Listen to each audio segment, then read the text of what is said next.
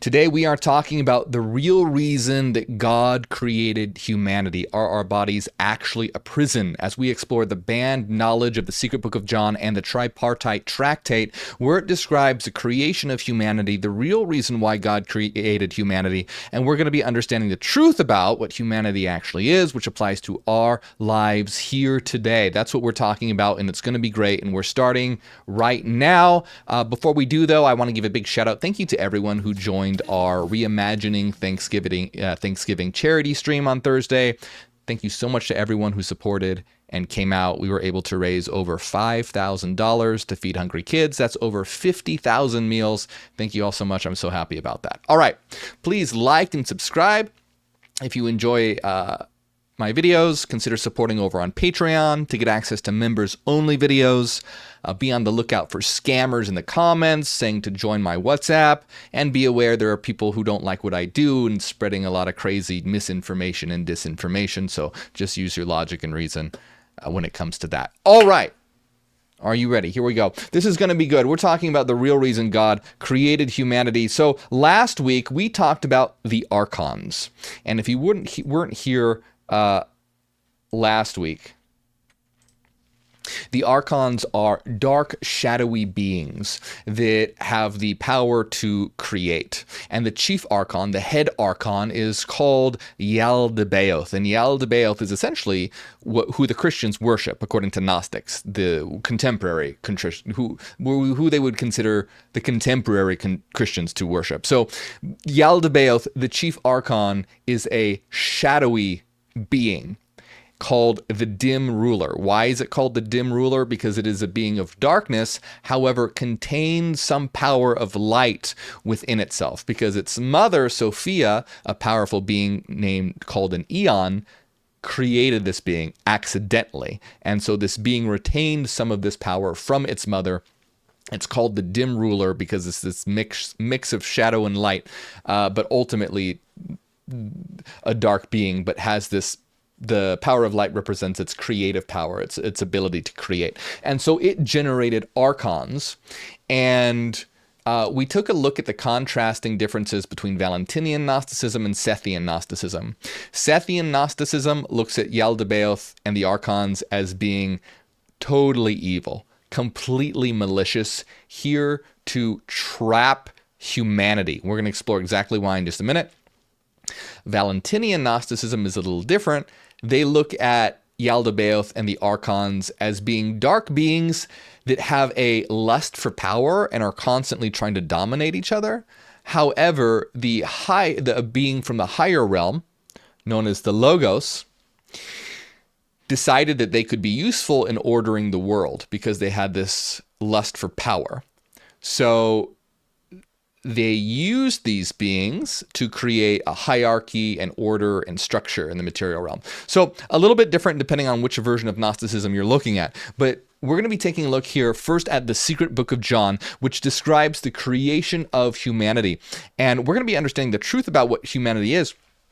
But the main thing to understand here is that according to Sethian Gnosticism, the reason why that God created humanity in the form of bodies essentially is because what humans actually aren't bodies, but are beings of divine light, and thus are more powerful than the Creator God. See, the Creator God isn't a being of light. The Creator God is a being of darkness that contains some of the light that it retained from its mother when it was created. So it's a being of darkness. It's not a being of light. It cannot even enter the domains of light, the realms of light. Humans, on the other hand, not human bodies, but the true spiritual human, is a being of divine light and is thus ultimately more powerful than Yaldabaoth, the Creator God. And of course, this is not something that Yaldabaoth likes very much, and so starts to create a plan to trap and enslave humanity. So we're going to be taking a look at that and then answering the question, what does that have to do with us? What is the truth about humanity? What does that have to do with our life today? And what can we learn from this? What can we understand from this as we navigate the world? Are we really tied to this material world? Are our bodies actually prisons? are we trapped in the cycle of reincarnation? Because they believe in reincarnation as well, by the way. When you die, your soul is not released. You get bound to the material world by various archons, and depending on what version of Gnosticism, an archon will reinsert you into another body. So you're trapped in the cycle of reincarnation. But let's just jump right into it. So this is... Let me move this over here, actually. So we are going to start... Let's see. Let's start by taking a look at the secret book of John. And by the way, all of this that I'm reading here today is available to read for free on gnosis.org. That's gnosis.org, GNOSIS.org. Great website, highly recommend it. They have all the Nag Hammadi, all the Gnostic texts found in the Nag Hammadi are available to read for free on their website. So check that out if you want to read it for yourself. So, let's see. We talked about before how the Archons were created by Yaldabaoth, how Yaldabaoth created these Archons. And remember, these Archons represent dark aspects of the mind, such as wrath, or jealousy, or anger, or ignorance, etc.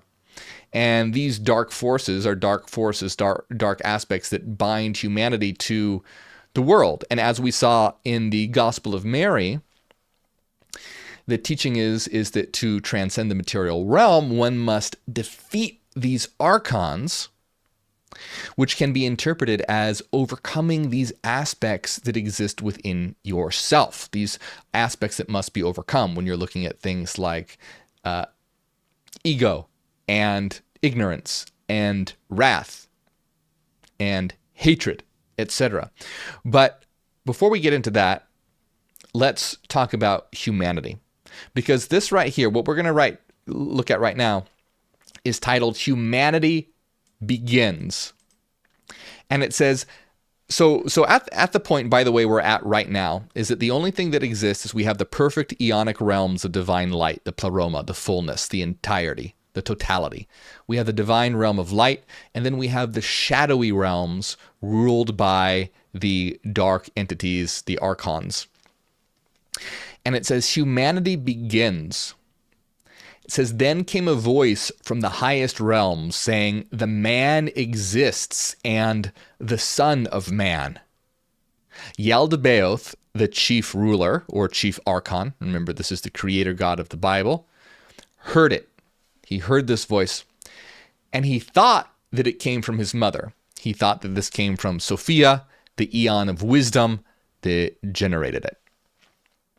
He did not know the true source of the voice, the holy Mother Father, the perfect providence, image of the invisible, the Father of everything, in whom everything has come to be. So this voice came from the perfect realms and was originating from the One, the great invisible spirit, the holy Mother Father. But Yaldabaoth isn't even really aware. See, Yaldabaoth is also known as Samael, the blind god. So in a lot of these Gnostic stories, Yaldabaoth isn't really aware of these higher realms or what goes on in them, or the true God, the One, the true God of divine light, the One. It depends on what version of Gnosticism that you're looking at. In some version, he doesn't know. In other versions, he does. In Valentinian Gnosticism, it's very interesting because you're going to see Yaldabaoth isn't necessarily looked at as being evil, but more so ignorant, more so like almost kind of like a bratty child or like a rebellious teenager or something like that.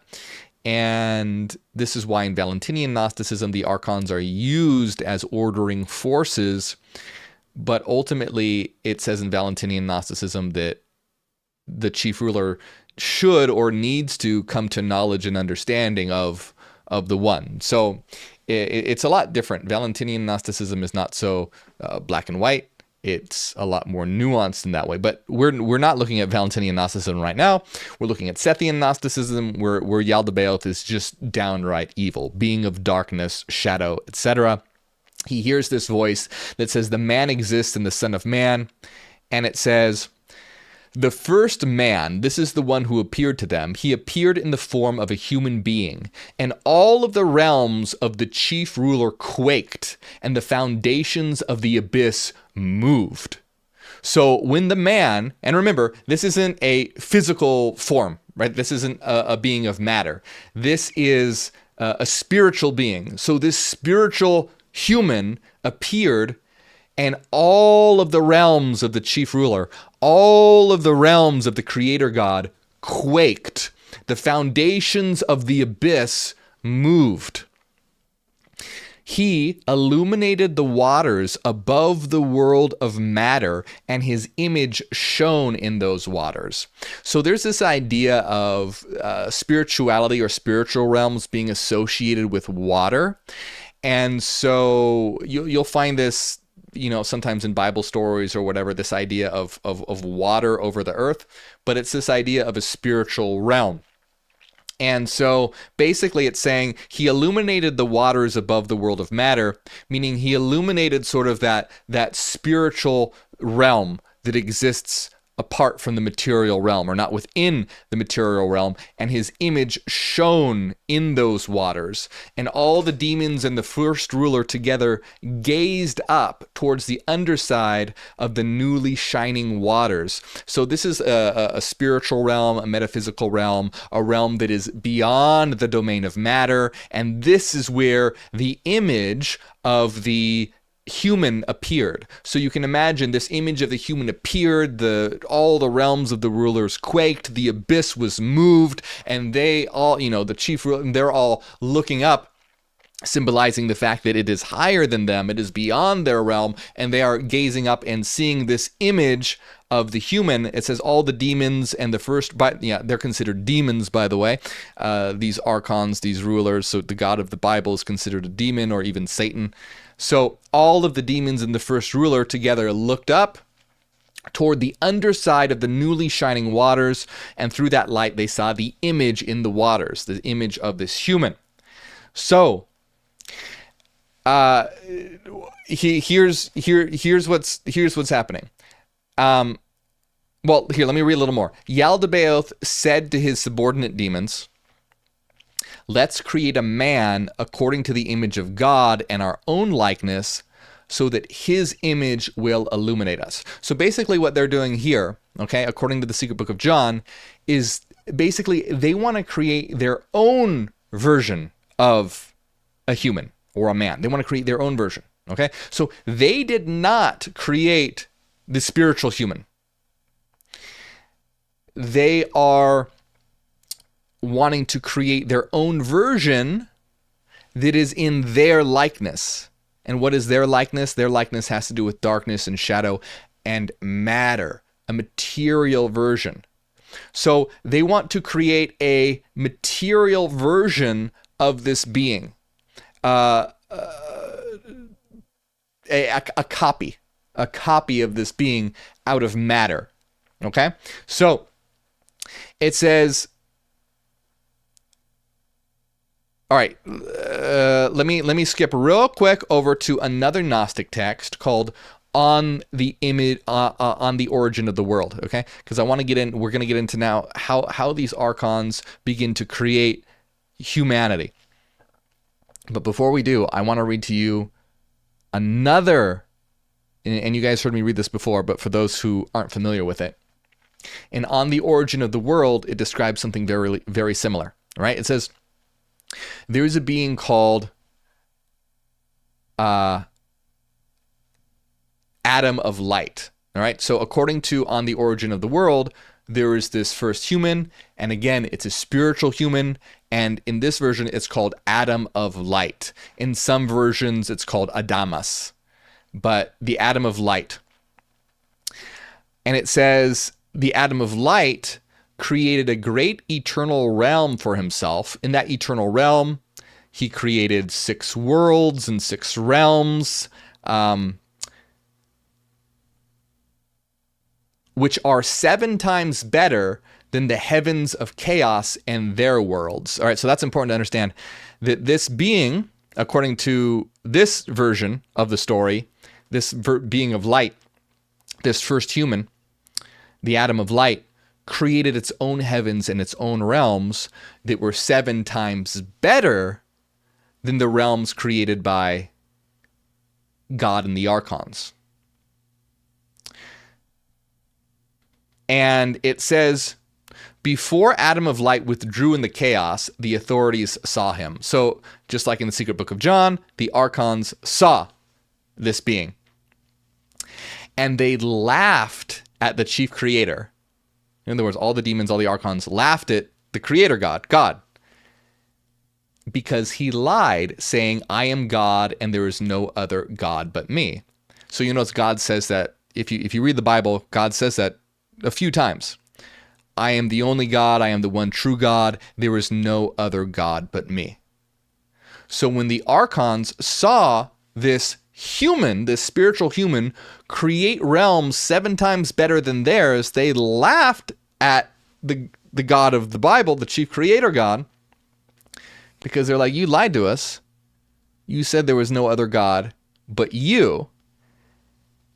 And it says, when they came to him, they said, is this not the God who ruined our work? So you see right away, they're associating humans, or this human at least, with being God, and more powerful than the chief ruler, more powerful than Yaldabaoth, so much so that the other beings are laughing at him, going like, you said you're the only God. Clearly, there's another.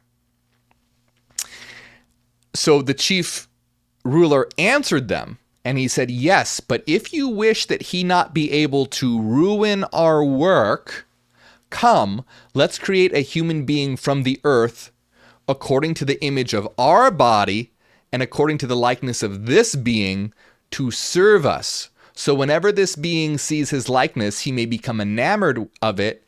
Then he will no longer ruin our work, but we shall make those who are born from the light our servants through all the time of this age. So you'll notice, right, these stories, there's some discrepancies, there's some differences, but the ultimate idea here is the same, that there is a spiritual human that is vastly superior to these dark beings. And in this version, and on the origin of the world, they want to create a human in their own likeness to be able to enslave and trap the beings of light so that the beings of light, will become their servants. Because the beings of light are more powerful. As you can see, they're more powerful than Yaldabaoth and his dark army. And so they essentially want to try and trick and trap these beings. So going back to the Secret Book of John, very similar. Let's create a being in our image, in our likeness, and so that we can get some of that power. That's kind of what their idea is. They want to create, because their whole, see, they're creators. These beings have the power of creation. And so when it says like they saw the image of the man in the waters, this is sort of the idea of they're seeing that blueprint and they're going to try and create their own human, but it's going to be a copied version.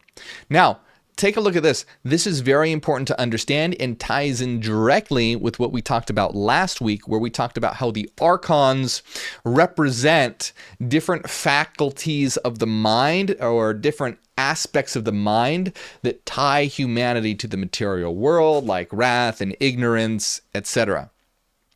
So, here's the deal. Yaldabaoth and his Archons, they're freaked out because of this being of light that is creating realms more powerful than theirs, or having their realms quake and shake. And so they're going to create their own human in their own likeness. Now, it says each one through another's power created aspects of the man. So they're now going to create a human being. And each one of these Archons created a different aspect. And remember, these different Archons represent different faculties, like we were talking about. Each added a characteristic corresponding to the psychic factors they had seen in the image above them.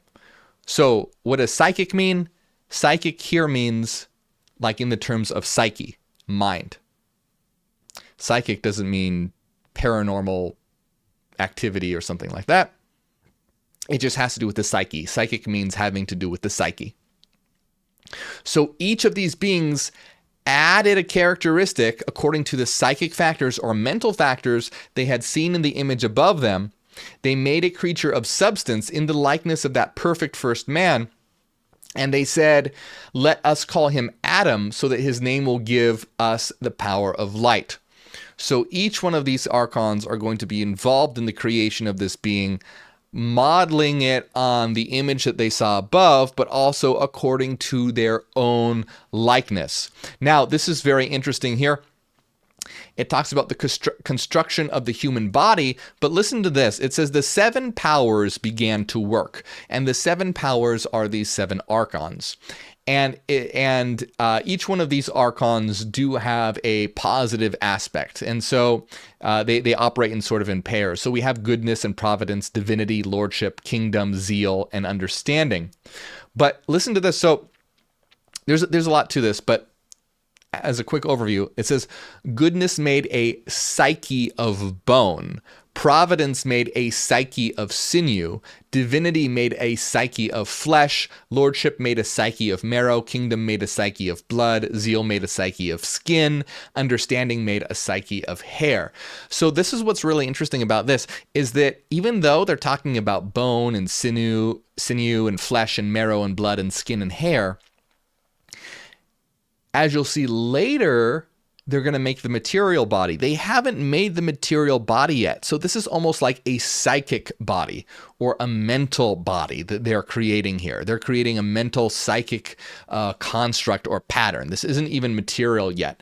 And so it says the host of demons took these substances from the powers to create the limbs and the body itself. And they put the parts together and coordinated them. But remember, this is still not really material yet. Even though we're talking about body parts, it's more like the pattern, the construction, the blueprint, the idea of this. Now, there is a long list, a very, very long here. I don't know if you can see on the screen. It's not very long, but it's long, of the different demonic names and which demons created which part. So, for example, it says the first one began by making the head.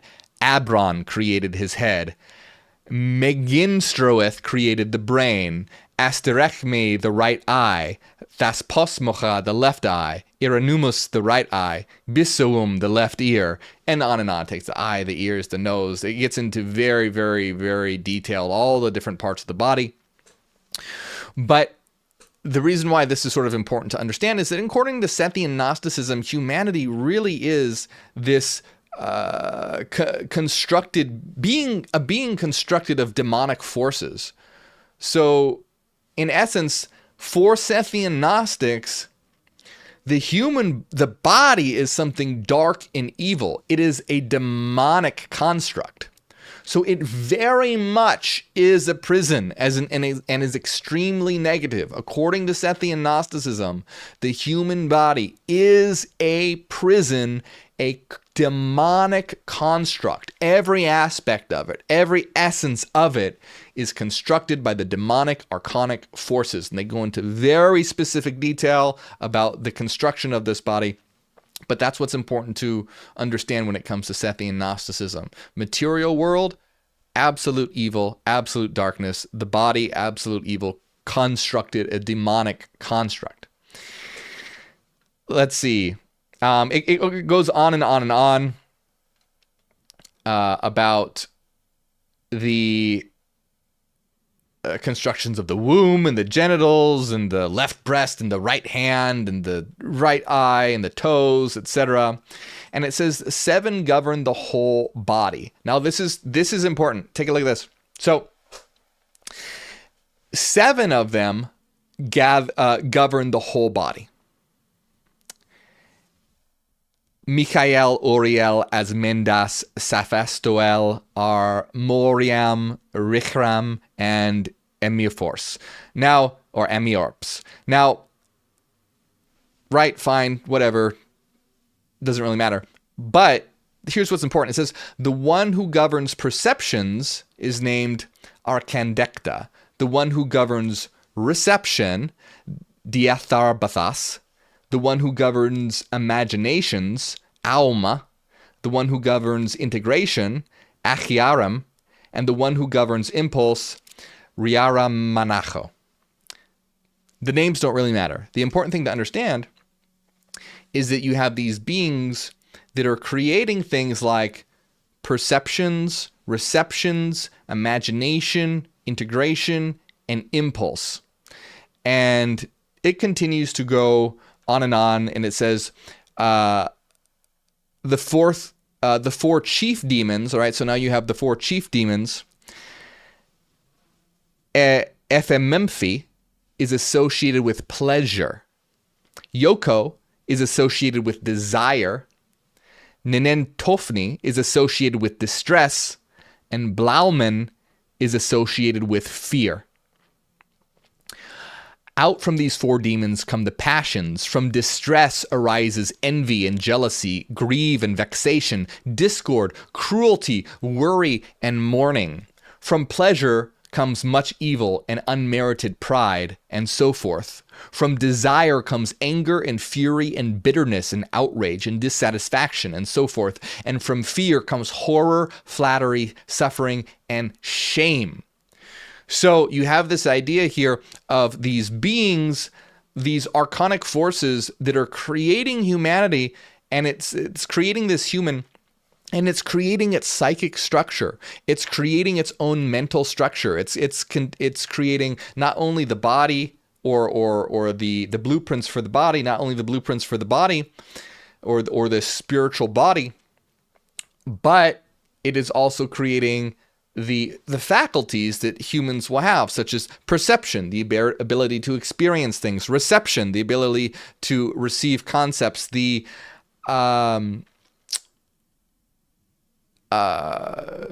what else was here? I lost my place. Imagination, integration, impulse, okay? But then also come with these things are pleasure and desire and distress and fear, and all of these things give rise to things like envy and jealousy and grief and vexation, discord, cruelty, worry, and mourning. So these are the powers of the Archons. These are the archonic forces. And you can see that according to Gnosticism, the way to liberate oneself from the material world is to achieve gnosis and ultimately defeat the Archons. And so defeating the Archons can be interpreted as overcoming those forces within yourself, the forces of envy, jealousy, grief, vexation, discord, cruelty, worry, mourning, etc. These are all aspects of humanity that must be overcome, according to Sethian Gnostics. So it just continues a little more, saying this is the total number of the demons, 365. And again, you have 365 corresponding to each day of the year. And then earlier it had the 7 demons that correspond to each day of the week. So really, you can just see how, I think it's been emphasized enough, is that essentially all of the material world, including your body and the structure of your own psyche, is a demonic construct. This is all a trap. Not only your body, but the way that your psyche is constructed. And that's the important thing to understand. It's not just your body, but the construction of your psyche itself that is an archonic, demonic trap that needs to be overcome.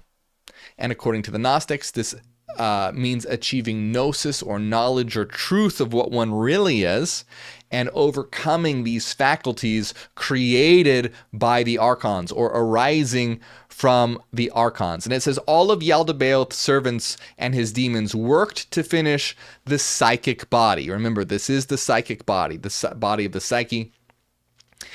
And it says, for a very long time, it lay inanimate, it did not move. So, to skip over some things here, because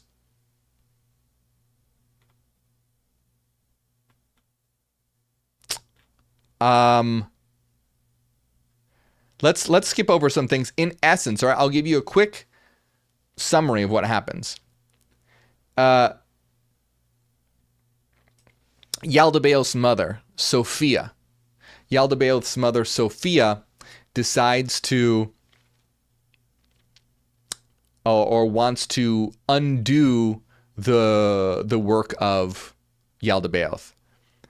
And so Yaldabaoth Sophia tricks Yaldabaoth by saying, blow some of your spirit in the man's face, then his body will rise up. So what essentially happens is that Yaldabaoth breathes some of his own light into this being that it created, and then this being starts to become animate because now it contains light. And so the reason why Sophia ultimately does that is because ultimately the light in darkness will overcome it.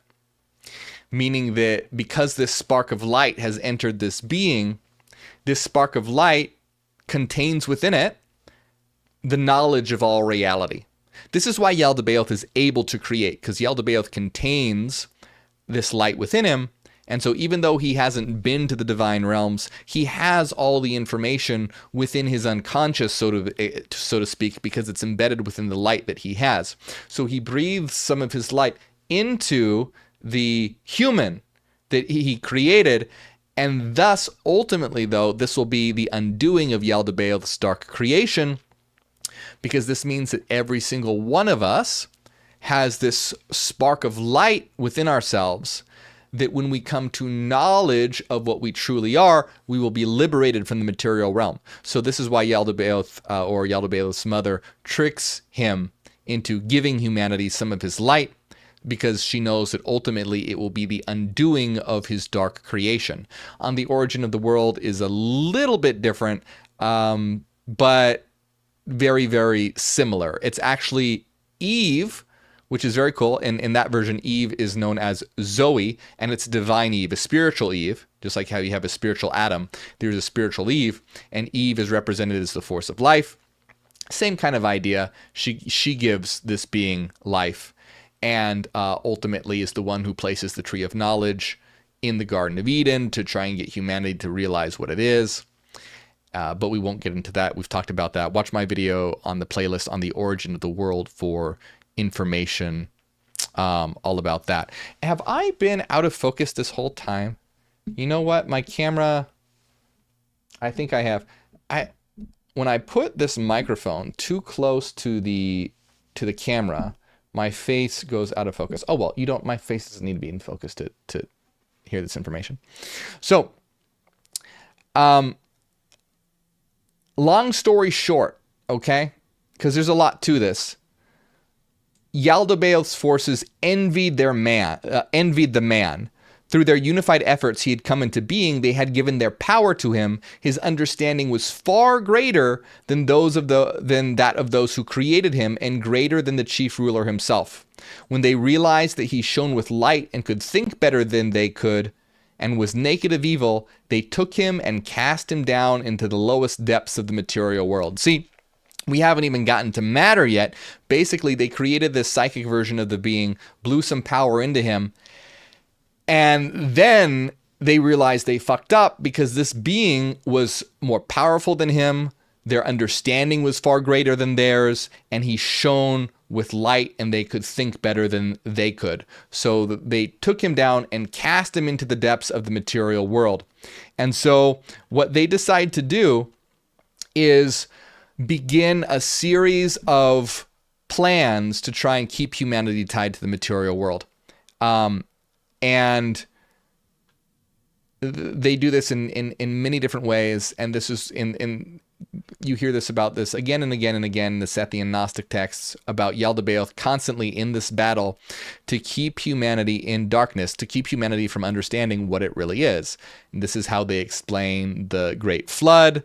They say the Great Flood wasn't about humanity becoming sinful, but humanity becoming too knowledgeable and realizing what they are. So Yaldabaoth sends a flood to try and kill them all.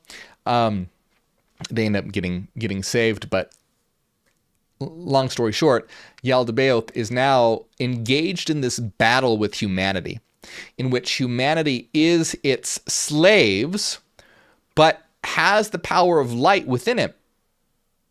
And every human has the power to realize what it is, achieve gnosis, and escape the material realm. And so Yaldabaoth is engaged in this battle of keeping humanity in darkness and keeping them as slaves. And this is where the creation of the material body comes in, because they created this psyche version, this spiritual version, and it was still more powerful than them. It was modeled on the realms of divine light. It was still more powerful than them. And so it says this is what they decided to do.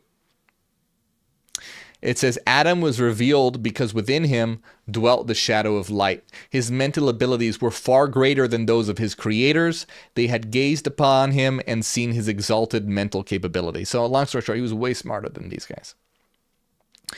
The host of rulers and archons and demons plotted together. They mixed, see, now we're getting to matter. They mixed fire and earth and water together with four blazing winds. They melded them together in great turbulence. Adam was brought into the shadow of death. They intended to make him anew, this time from earth and water, fire and wind, which are matter, darkness, desire, the artificial spirit. This all became a tomb, a new kind of body. Those thieves bound the man in it, enchained him in forgetfulness, and made him subject to dying. His was the first descent and the first separation, yet the light-filled epinoia within him will elevate his thinking. So, again, they concoct a plan to trap and entomb this being in matter and darkness and desire, and also forgetfulness and dying. Forgets what it really is, forgets what it truly is. And it says this was his first descent and the first separation. This was the first step away from its spiritual essence. Yet the light-filled epinoia within him will elevate his thinking. What is epinoia? Epinoia is purposeful thinking or conceptual thought. So the light-filled epinoia, the power of light, which is the power of thinking, will elevate him and allow him to escape the material realm and ultimately undo the shadowy darkness of Yaldabaoth. So you have this idea that each one of us contains the spark of knowledge and the spark of gnosis within us. And the spark of knowledge and spark of gnosis within us is the way to liberation, according to the Sethian Gnostics. Now, just for a moment, remember we talked about Sethian Gnosticism. I want to talk a little bit about Valentinian Gnosticism because they have a different perspective and it's very interesting. So remember, Sethian Gnosticism looks at the Archons as just being pure evil and enslaving humanity, whereas Valentinian Gnosticism looks at the Archons as being kind of like rebellious teenagers. They're fighting for power, and they're still shadowy and dark beings, but they're more ignorant than anything else. And one of the divine eonic beings, the Logos, says, hey, you know what? Let's use their powers to create order and structure in the world.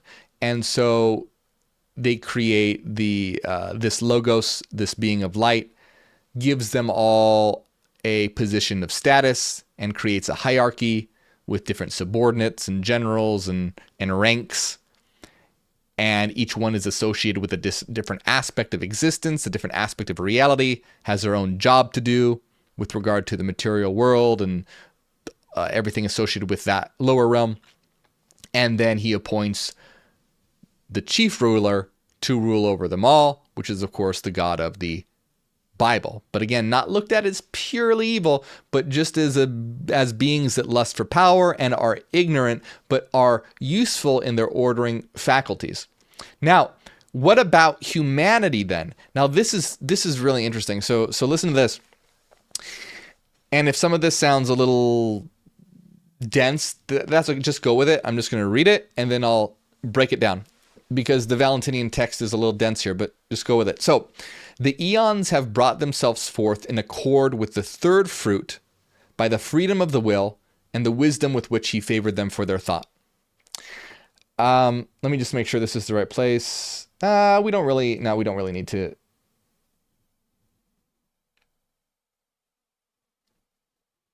Oh, I'm like, what am I reading here? This does not sound correct. That is not right. We need to get to the creation of humanity, which is right here, the creation of material humanity. All right. So the matter which flows through its form is a cause by which the invisibility which exists through the powers for them all, as they beget before them and destroy. The thought which is set between those of the right and those of the left is a power of begetting. So very interesting. In this version, you have the archonic forces that are sort of, there's powers, there's left-sided forces and right-sorted forces. And it says that in between these left and right forces is the power of begetting or creating, which is kind of interesting because it sounds very similar to the Hegelian dialectic, where you have thesis and antithesis, and the interaction of thesis and antithesis gives rise to a new creation, a synthesis. In other words, reality is powered by the interaction of opposing forces. Kind of interesting, not exactly the same, but kind of an interesting idea here, where you have the dark forces of the left and the right, and through them, it says the thought which is set between them, so almost like their collaborative effort, is the power of begetting or creating. All those which the first ones will wish to make, so to speak, a projection of theirs, like a shadow cast from and following a body, those things which are the roots of the visible creations, namely the entire preparation of the adornment of the images and representations and likenesses, have come into being because of those who need education and teaching and information, so that the smallness might grow little by little as through a mirror image. For it was this reason that he created mankind at the end, having first prepared and provided for him the things which he had created for his sake. So in this version, you have the creation of humanity that's like a shadow or a mirror of the divine realm. But in this version, it's not entirely, it's not as dark or just a pure state of entrapment, really. This has to do with learning. And it says here, if you read it right here, it says the entire preparation of the adornment of the images and representations and likeness have come into being because of those who need education and teaching and formation, so that it might grow as through a mirror image. So you have this idea of the material realm and material bodies being like a shadow or a mirror image of the material realm that is growing from a smallness. It's growing through education and teaching and formation. So, like that of all else is the creation of mankind as well. The spiritual logos moved him invisibly as he perfected him through the demiurge and his angelic servants, which shared in the act of fashioning in multitudes when he took counsel with his archons. Like a shadow is earthly man, so that he might be like those who are cut off from the totalities. Also, he is something prepared by all of them, etc., etc., etc. It's this Valentinian text is very dense, but the essential part of it is that the creation of the humanity is helped by the Archons. The Archons help create humanity, but it's also brought forth by the Logos as well. And the Logos who was defective brought forth. So there also comes with it is sickness, and because you have this other version of the Logos that's called the imperfect Logos, and is creating out of harmony with its partner. And because of this creation of out of harmony comes things like sickness and forgetfulness and ignorance. And this is the idea that all the negative aspects that we have, like forgetfulness and sickness, etc., come from the a creation that was created out of harmony. So you see, there's a lot of similarities between Valentinian Gnosticism and Sethian Gnosticism, but some subtleties. Sethian Gnosticism, God and the Archons, outright evil, trapping and imprisoning humanity, creating them as slaves. Valentinian Gnosticism, not so much. It's more like ignorant beings that are useful, that help in the creation of humanity. Negative aspects end up arising. The creation of humanity helps with by the way, like with education as well, it's education and learning, but a lot of negative aspects enter into the creation because reality is out of harmony. So there's this idea of needing to gain knowledge, gain understanding, gain education, and overcome the aspects of reality that are negative because of the disharmonious nature of existence. So it's more about attaining harmony, attaining knowledge, attaining understanding. And so you can see they're similar. Valentinian Gnosticism and Sethian Gnosticism similar, but subtly different. And they have important differences. Now, what does this have to do with us right here, right now? So when it comes to us right here, right now, and I always want to emphasize this, when we take a look at reality rationally, right, we follow the Neogenian system of meta-rationalism, which says that we can understand metaphysics rationally. And we look at the structure of reality, we look at the structure of existence, and we realize that this is a mathematical reality. It's a reality of frequency, it's a reality of energy. Each one of us are eternal minds, eternal beings, beings of energy, beings of frequency. And so when we are able to understand this, we gain a realization of what we really are. So in a sense, we have entered into these bodies which are causes of forgetfulness. Now, the reasons why that we have this forgetfulness that comes over us isn't because there's some dark archon who decided to make us forgetful. It's because of the process of evolution. We understand that evolution creates the brain, or the brain evolves as a filtering mechanism to filter out all information that is not pertinent to our immediate survival on the planet. And that's because, again, if you imagine yourself as going through this process of incarnations and localizations, the very early ages of evolution, the very early stages of evolution, if you were a being that was contemplating the electron spin on the other side of the galaxy, another being that was focused on right here, right now, would kill you and eat you. Thus, via natural selection, the brain is evolving according to survival and adaptation, not towards knowledge and truth.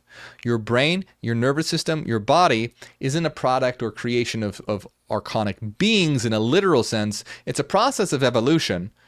And this gets kind of complicated, though, when we start talking about the mental reality and higher beings and things like that. But keeping it simple for now, because if not, we would be here all day. But keeping it simple for now, evolution follows a path that is geared towards survival and adaptation.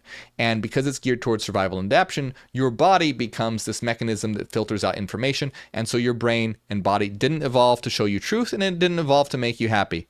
It evolved to make you adaptable and survive. This is why we have things like anxiety and worry, because it helps in our survival. And we have a world that appears to be material and localized, because that also aids in our survival. When we are able to focus on what's in our immediate surroundings, we are able to survive. And so we are mired in a world of illusion and ignorance and forgetfulness, but not necessarily because evil archonic beings made a body to trap us here, but because it's a product of evolution. So our inner light that will ultimately overcome the so-called darkness of matter is the idea that ultimately we are eternal beings of frequency. We aren't material beings. We're eternal beings of frequency in these bodies that filter and limit and condition us. And as we come to knowledge of what we are, we raise in consciousness and understand that we are eternal beings. And this is what the Neogenian system is all about. It's about getting humanity, it's about creating a new beginning by getting humanity to realize what they really are. A new beginning through a new consciousness.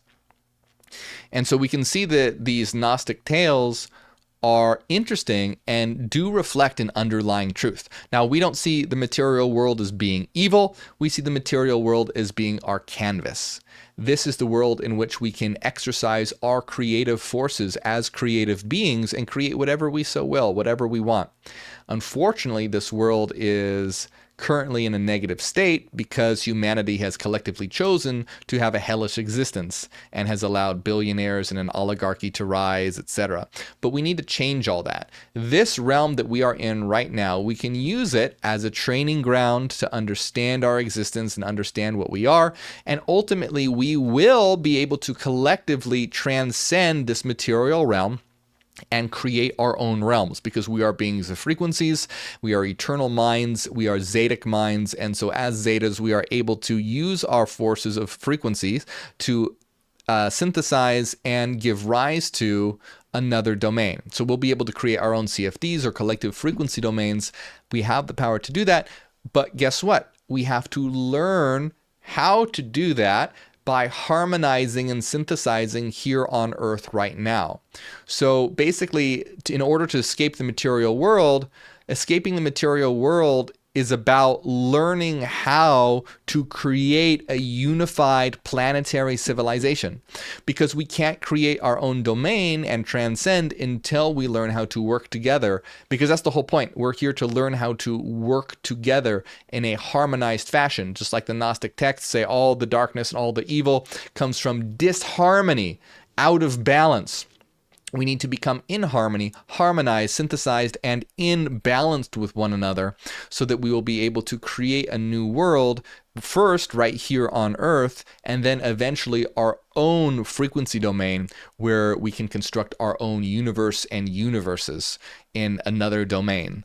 And that's what the next step in evolution is. I mean, the next step in evolution for humanity right now is to achieve hyper-awareness, but then after hyper-awareness comes network consciousness and the evolution to another realm, another domain. So you can see it's very interesting that these Gnostic stories were very intuitive and reflected an understanding of reality, but they interpret it in these forms of stories.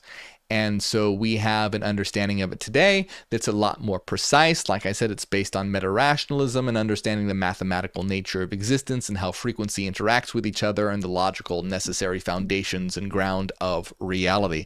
So with that being said, the truth of humanity is that we are actually divine beings. We are beings of light. We aren't these fleshly bodies. These fleshly bodies aren't necessarily evil. They are vehicles. They are avatars that allow us to get around. Right now, they're very clunky. They don't work very well, but we will be able to construct new avatars, better avatars. We will be able to construct new worlds and new domains once we harness our creative forces and our creative faculties.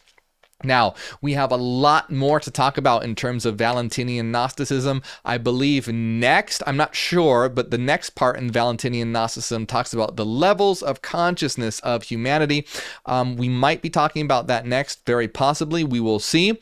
But if you enjoyed what I was talking about today, there's a whole playlist. Check it out on Valentinian Gnosticism, on Gnosticism in general. There's a ton of videos on my channel, and please like and subscribe. And if you enjoy my work, consider supporting on Patreon, because you'll get access to all of our members-only videos, and there's a new members-only video every single week. Helps out a lot, supports this channel. It's how this channel is able to grow, and you notice I don't do like sponsorships or anything, so it really helps out. And so you can get access to the members-only videos by supporting at any tier on Patreon, or tier 2 or higher on YouTube by hitting the join button right below this video. And as always, remember, this isn't church, so don't feel like you have to support monetarily. You don't have to. But I do appreciate it. So thank you so much to everyone who does, especially, let's see, Renaissance Fairy, Cassidy, Angela, the Halloween Mom, DB, Enki, Nusalina, Paul Rogers, Eric Fire, Massam, Christopher Smith, and everyone else. Hey, thank you so much.